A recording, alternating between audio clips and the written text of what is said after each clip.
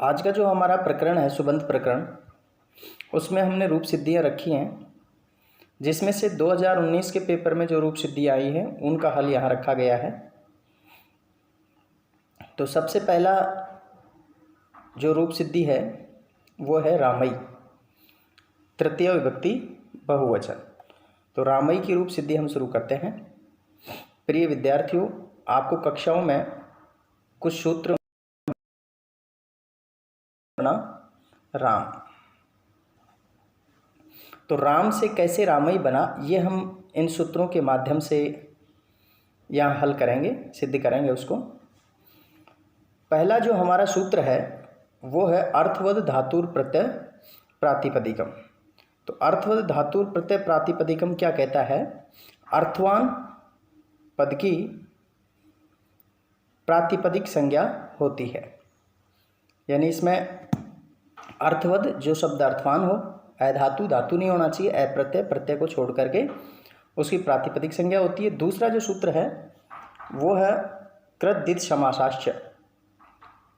कृत दित समासाश्च जो सूत्र है वो भी प्रातिपदिक संज्ञा करता है। तो इन दोनों सूत्रों से मिला करके परीक्षा में हमें यहाँ लिखना है अर्थवद धातुर प्रत्यय प्रातिपदिकम तथाश्च कृतदित समासस्य अनयोः सूत्रयो राम शब्दस्य प्रातिपदिक संज्ञा भूत्वा स्थिति जातः राम धन प्रातिपदिक संज्ञा इति स्थिति जातः।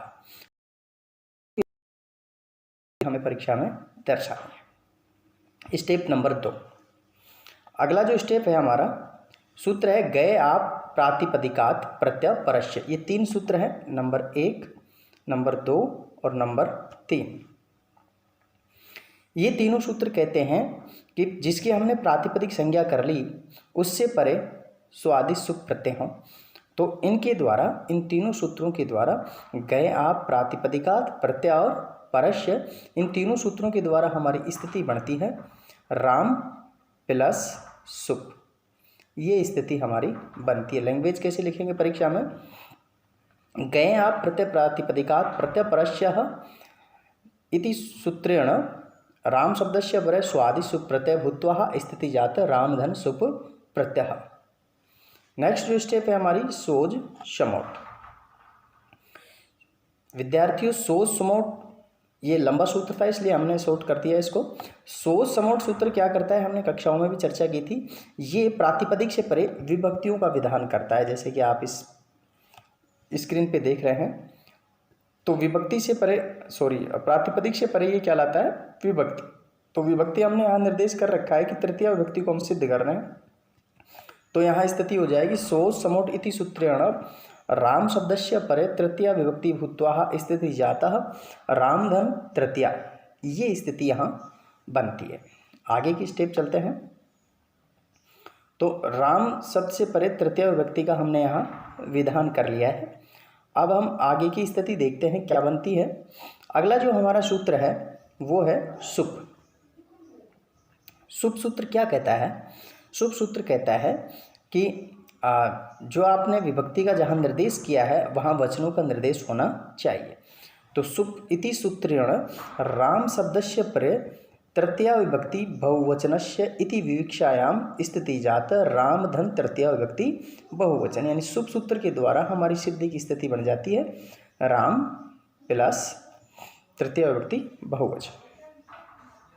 इसके बाद जो हमारी स्थिति बनती है वो सूत्र है बहुषु बहुवचनम। बहुषु बहुवचनम सूत्र क्या कहता है? राम प्लस भिष, ये स्थिति बनाता है।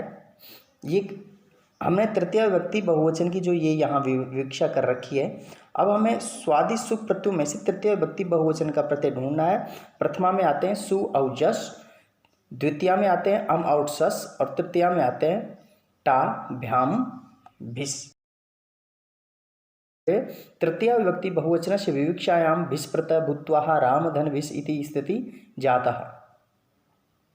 तो ये स्थिति हमारी बनती है राम धन भिष बहुषु बहुवचनम सूत्र के द्वारा। नेक्स्ट हमारी जो स्टेप है अतो भिष एस। ये सूत्र कहता है कि अदंत अंग से परे भिष के स्थान पर एस आदेश हो।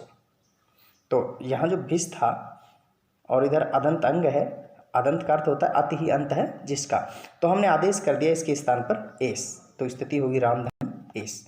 लैंग्वेज क्या लिखेंगे, भिस एस इति सूत्रेण राम शब्दस्य परे भिस स्थाने एस भूत्वा राम धन एस इति स्थिति जाता। अब हमारी ये जो स्थिति यहाँ बनी है, इसमें देखो आप इधर देख रहे हैं कि ये जो मकार में अ विद्यमान है और इधर ऐ जो स्वर है, और वृद्धि रेची सूत्र कहता है कि अदंत से परे या अ या आ से परे अगर एज प्रत्याहार का कोई वर्ण हो तो वृद्धि एकादेश हो जाता है।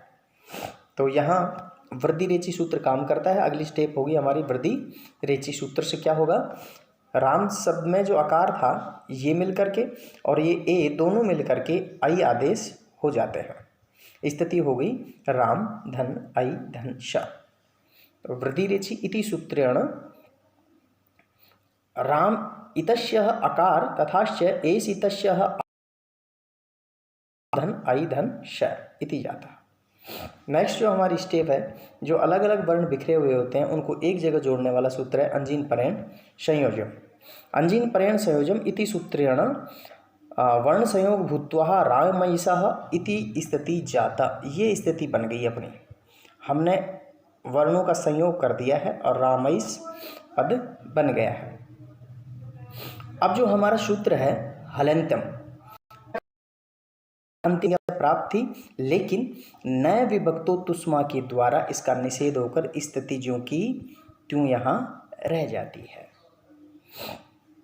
तो समझ में आ गया होगा। रामयिष में जो रेड कलर का जो सकार आपको दिखाई दे रहा है, इसकी हलंत्यम से इत संज्ञा प्राप्त थी, लेकिन नए विभक्तो तुष्मा के द्वारा इस सकार की इत संज्ञा का निषेध होकर के स्थिति ज्यों की त्यों बनी रहती है। अब चलते हैं अगली स्टेप में।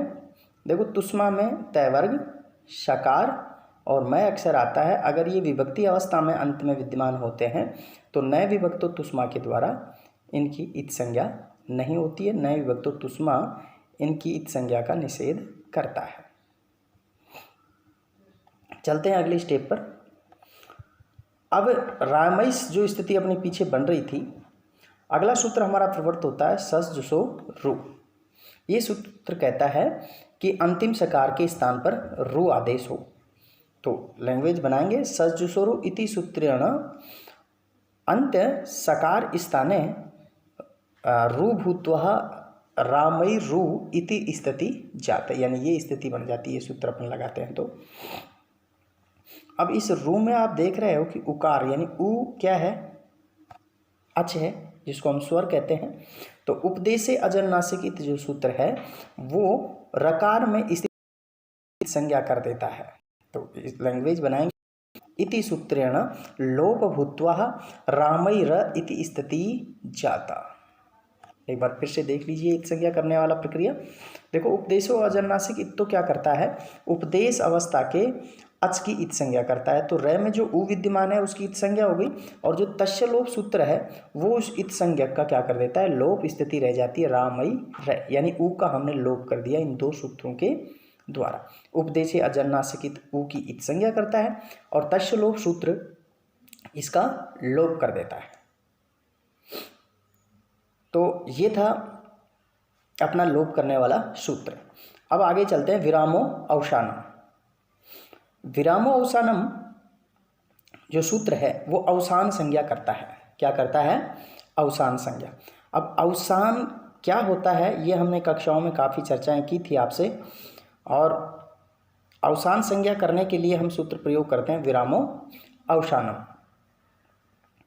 विरामो अवसानम सूत्र से किसकी, ये जो रेड कलर से मैंने इंगित कर रखा है रे की क्या होगी, अवसान संज्ञा। अवसान का अर्थ होता है जो सबसे अंत में होता है, जहाँ वर्णों को लिखते लिखते हम विराम हो जाएं, रुक जाएं, उसकी अवसान संज्ञा होती है। खरवसानी और विसर्जनीय सूत्र कहता है कि अगर अवसान अंत में विद्यमान है तो उसका विसर्ग आदेश कर दो। तो खरवसानी और विसर्जनीय इति सूत्रेण रकार स्थाने विसर्ग भूत्वा रामई इति रूप सिद्ध। ये अपना रामई रूप सिद्ध हो जाता है जो हमारी परीक्षा में आया है। तो विद्यार्थियों ये था अपने रामई की रूप सिद्धि। ये जो यहाँ से और यहाँ तक आप सूत्र देख रहे हैं, ये विसर्ग आदेश करने वाले सूत्र हैं। इन पे फिर से नज़र मार सकते हैं। सज जुसो रू, सकार के स्थान पर रू आदेश। उपदेशो अजानुनासिक इत, रकार के ऊ की इत संज्ञा और तस्य लोप, उकार का लोप, स्थिति बन जाती है सकार का रकार। विरामावसानम से अंत्य की अवसान संज्ञा यानी रे की अवसान संज्ञा और खरवसानी विसर्जनीय सूत्र के द्वारा रकार के स्थान पर विसर्ग भूत्वा रामई इति रूप सिद्ध। तो ये था अपना रामई की रूप सिद्धि।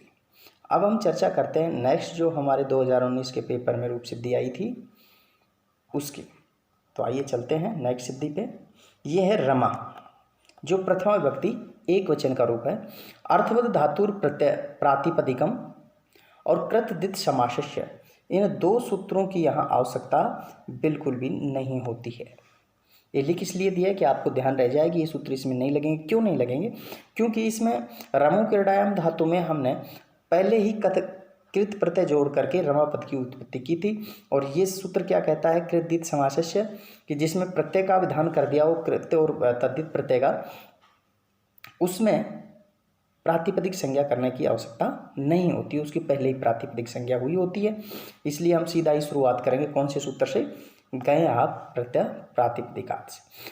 तो गए आप प्रातिपदिकात प्रत्यय परस्य, ये जो तीन सूत्र आपको दिखाई दे रहे हैं, इनके द्वारा रमा शब्द से परे स्वादि सुप प्रत्यय का विधान किया गया है। तो इस लैंग्वेज बनाएंगे। गया प्रातिपदिकात प्रत्यय परस्य अन्यो सूत्रो रमा शब्दस्य परे रमा धन सुप प्रत्यय भूत्वा स्थिति जात रमा प्लस सुप प्रत्यय। नेक्स्ट स्टेप है अपनी, सूत्र लगेगा सोज समोट। सोज समोट सूत्र विभक्ति लाता है, आपको पता ही है। तो सोज समोट इति सूत्रेण रमा शब्दस्य परे प्रथमा विभक्ति इति विवक्षायाम रमा धन प्रथमा विभक्ति इति स्थिति जाता है। तो सोज समोट के द्वारा हमने विभक्ति का यहाँ क्या कर लिया है? विधान कर लिया है। आगे चलते हैं अगली स्टेप में। अगली स्टेप है हमारी सुप। सुप प्रत्यय विद्यार्थियों वचन लाता है। तो ये एक वचन का यहाँ विधान किया गया है। सुप सूत्र के द्वारा रमा शब्द से परे प्रथमा विभक्ति एक वचन की विवक्षा में रमा धन प्रथमा विभक्ति एक वचन की स्थिति होती है।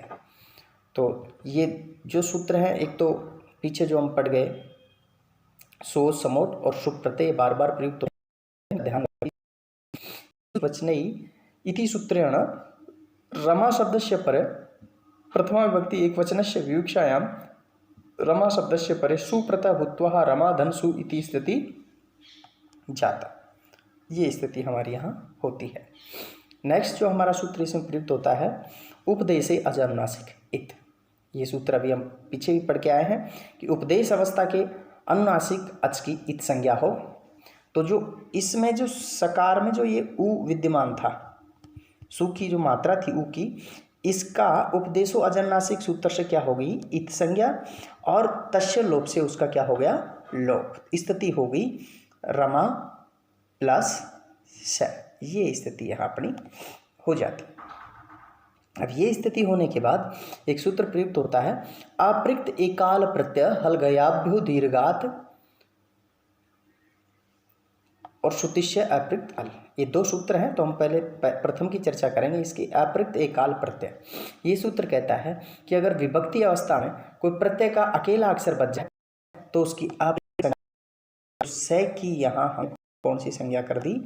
अपृक्त संज्ञा कर दी है। किसके द्वारा? अपृक्त एकाल प्रत्यय सूत्र के द्वारा सकार की अपृक्त संज्ञा। और नेक्स्ट जो हमारा सूत्र प्रयुक्त होता है इसमें हल गयाभ्यो दीर्घा श्रुतिश्य अपृक्त हल। ये सूत्र क्या कहता है कि जिसकी हमने अपृक्त संज्ञा कर ली है, किस किस से परे?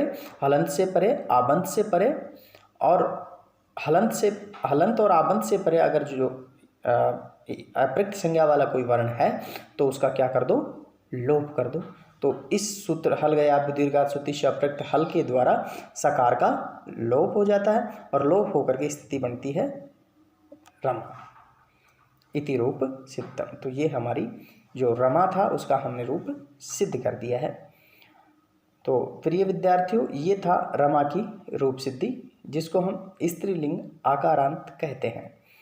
आकारांत का अर्थ है आ ही अंत है जिसका, और रमा शब्द स्त्रीलिंग का बोध करवाता है।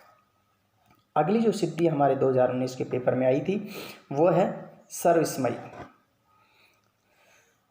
प्रिय विद्यार्थियों, मैं आपको थोड़ा सा यहाँ बता देता हूँ। सर्व शब्द सर्वनाम संज्ञा वाला शब्द है, और ये जो सर्वस्मयी पद है ये चतुर्थी विभक्ति एक वचन का रूप है। तो इसकी हम सिद्धि करेंगे। तो सबसे पहले इसकी सर्वनाम संज्ञा करेंगे। सर्वादीनी सर्वनामनी सूत्र के द्वारा सर्वनाम शब्द की सर्वनाम संज्ञा स्थिति हो जाएगी सर्वधन सर्वनाम संज्ञा। नेक्स्ट स्टेप में अर्थवत धातु प्रत्यय प्रातिपदिकम और कृतदित समासस्य, इन दोनों सूत्रों के द्वारा क्या हो जाएगी, सर्व शब्द की प्रातिपदिक संज्ञा हो जाती है, स्थिति बन जाएगी सर्वधन प्रातिपदिक संज्ञा। तो अर्थवत धातु प्रत्यय प्रातिपदिकम कृतदित समासस्य अनयो सूत्रयोः सर्व शब्दस्य प्रातिपदिक संज्ञा भूत्वा सर्वधन प्रातिपदिक इति स्थिति जाता। अनंतरम इसके बाद ये जो देख रहे हैं गया प्रातिपदिकात प्रत्यय और परस्य, ये तीनों सूत्र एक साथ प्रयुक्त होते हैं। ये क्या करते हैं, सुप प्रत्यय का विधान करते हैं अंग से परे। तो गया प्रातिपदिकात प्रत्यय परस्य इति सूत्रेण सर्व शब्दस्य परे सुप प्रत्यय भूत्वा स्थिति जातः सर्वधन सुप प्रत्यय। सोज समोट अभी हमने बताया था, ये विभक्ति का विधान करता है। तो सोज समोट इति सूत्रेण सर्व शब्दस्य परे प्रथमा विभक्ति विवक्षायाम सर्वधन प्रथमा इति स्थिति जाता। तो सोज समोट के द्वारा स्थिति क्या बन जाएगी, सर्वधन प्रथमा विभक्ति। तो हमने सर्वादीनी सर्वनामनी से क्या किया है, सर्वनाम संज्ञा कर ली है। अर्थवत धातु प्रत्यय प्रातिपदिकम और कृतित समासस्य सूत्र के द्वारा प्रातिपदिक संज्ञा कर ली है। और प्रातिपदिक संज्ञा करने के बाद हमने गया प्रातिपदिकात प्रत्यय परस्य तीनों सूत्रों के द्वारा सुप प्रत्यय का विधान कर लिया है, और सोज समोट के द्वारा हमने यहाँ विभक्ति का विधान किया है। तो यहाँ तक हमारी स्थिति हो गई सर्वधन प्रथमा विभक्ति। अब हमें लाना है वचन। तो वचन लाने वाला सूत्र है छोटा सा जो अभी पढ़ते आ रहे हैं, वो है सुप। पिछली में भी रूप सिद्धि में हमने इसको पढ़ा। तो सुप जो प्रत्यय है वो क्या करता है, वचन का निर्देश करता है। सुप प्रत्यय के द्वारा या सुप सूत्र के द्वारा सर्व शब्दस्य परे चतुर्थी विभक्ति एक वचनस्य विवक्षायाम सर्वधन चतुर्थी विभक्ति एक वचन इति स्थिति जाता। विभक्ति का विधान जो करने वाला सूत्र था सो समोट, पीछे हमने विभक्ति का विधान किया, और सुप सूत्र के द्वारा एक वचन की यहाँ विवक्षा होती है। अगली स्टेप है द्वे एकयो द्विवचनई एक वचने सूत्र के द्वारा चतुर्थी विभक्ति एक वचन का प्रत्यय गे होकर के स्थिति बनती है सर्वधन गे। ये सूत्र कहता है कि दो की विवक्षा में द्विवचन का प्रत्यय और एक की विवक्षा में एक वचन का प्रत्यय हो तो चतुर्थी विभक्ति एक वचन में आता है गे प्रत्यय। प्रथमा में सुजस, द्वितीया में अमोटसस, तृतीया में टाभ्याम बिस और चतुर्थी में गे भ्याम व्यस। तो एक वचन था इसलिए हमने गे प्रत्यय का यहाँ प्रयोग किया। सर्वनाम ने स्मयी, अगला जो सूत्र प्रयुक्त होगा हमारा सर्वनाम ने स्मयी। ये सूत्र कहता है कि सर्वनाम संज्ञा से युक्त अगर कोई अंग है तो उसके परे गे के स्थान पर स्मयी आदेश हो। तो हमने इस सूत्र के गे का आदेश कर दिया है स्मयी, स्थिति हो गई सर्वधन स्मयी। अंजीन परेण संयोजम, जो वर्णों का क्या करता है, संयोग करता है, वर्णों को मिलाता है। अंजीन परेण संयोजम इति सूत्रेण वर्ण संयोग भूत्वा सर्वस्मयी इति स्थिति जाता। तो ये हमारी जो स्थिति है यहाँ हो गई सर्वस्मयी, और यही हमें क्या करना था, रूप सिद्ध करना था। नीचे लिख देंगे इति रूप सिद्ध। तो ये थी हमारी सर्वस्मयी की रूप सिद्धि। प्रिय विद्यार्थियों, सर्व के रूपों में से एक रूप सिद्धि जरूर आती है हर परीक्षा में, और राम के रूप में से भी एक सिद्धि अवश्य ही आती है, और रमा में से भी आती रहती है। ये जरूर है कि इनके रूप जरूर चेंज हो जाते हैं। लास्ट जो सिद्धि हमारी आई थी 2019 के पेपर में वो था हरिणाम। हरि शब्द है इकारांत पुल्लिंग, षष्ठी विभक्ति बहुवचन का ये रूप है। तो वही प्रक्रिया हम पढ़ते आ रहे हैं इन सूत्रों को। दोनों सूत्रों के द्वारा हरि शब्द की प्रातिपदिक संज्ञा अर्थवत धातु प्रत्यय प्रातिपदिकम कृदित समासस्य अनियो सूत्रियो हरि शब्दस्य प्रातिपदिक संज्ञा भूत्वा हरिधन प्रातिपदिक इति स्थिति जाता है। ये हमारी स्थिति इस दो सूत्रों के द्वारा हो जाती है। गया प्रातिपदिकात प्रत्यय परस्य, इन तीनों सूत्रों के द्वारा क्या होता है, सुप प्रत्यय का विधान होता है। ये सुप प्रत्यय लेकर के आते हैं, तो स्थिति होगी हरिधन सुप। लैंग्वेज लिखेंगे परीक्षा में, गया प्रातिपदिकात प्रत्यय परस्य अनयोः सूत्रेण हरि शब्दस्य परे सुप प्रत्यय भूत्वा हरिधन सुप इति स्थिति जातः। नेक्स्ट स्टेप है अपनी सोज समोट। ये सूत्र क्या करता है, विभक्ति का निर्देश करता है, जैसे कि हमने पूर्व सिद्धि में भी किया है। सोज समोट जो सूत्र है वो विभक्ति लाता है, और यहाँ षष्ठी की विवक्षा हो रही है, तो सोज समोट इति सूत्रेण हरि शब्दस्य परे षष्ठी विभक्ति विवक्षा, षष्ठी विभक्ति इति विवक्षायां हरि शब्दस्य परे षष्ठी विभक्ति भूत्वा। अगली जो इसकी स्टेप चलेगी, हमने यहाँ हरि शब्द से परे विभक्ति का निर्देश कर लिया है, आगे हम वचनों का निर्देश करेंगे, और वचनों के निर्देश के लिए अगली जो हमारी स्टेप है वो है सुप प्रत्यय।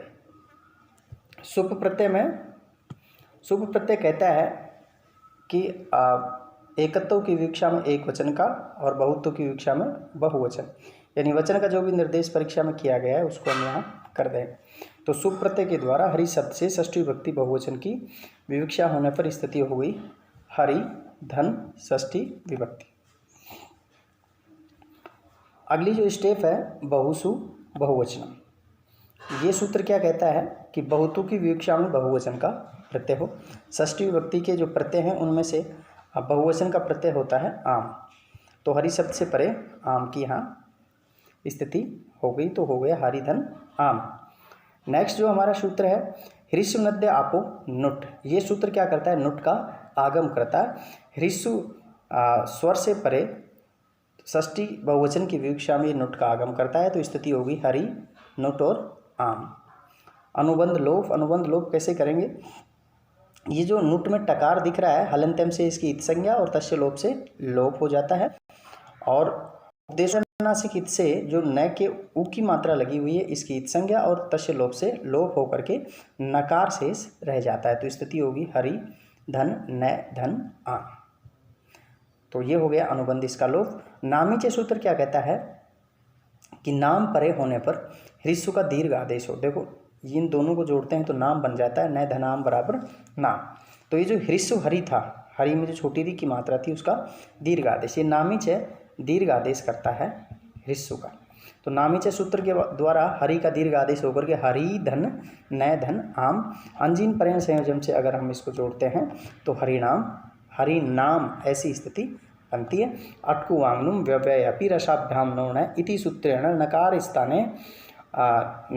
स्थाने नकार भूत्वा हरिनाम इति रूप सिद्धम। यानी ये जो नए स्थित दिख रहा है नाम में, ये अटकुवांगनुम व्यवय या फिर अशाभ्याम नौ सूत्र के द्वारा नकार के स्थान पर नकार स्थिति होकर के हरिनाम ये रूप सिद्ध हो जाता है। तो प्रिय विद्यार्थियों, ये थी अपनी में